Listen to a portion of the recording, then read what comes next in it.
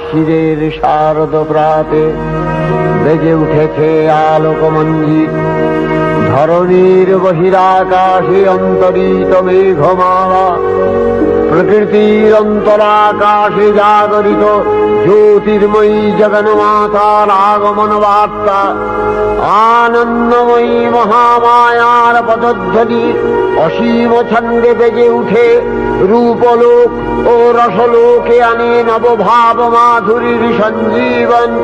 তাই আনন্দিতা শ্যামণী মাতৃকার চিন্ময়ীকে মৃন্ময়ীতে আবাহন।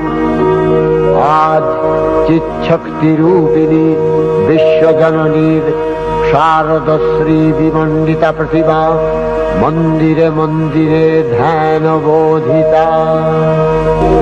মহামায়া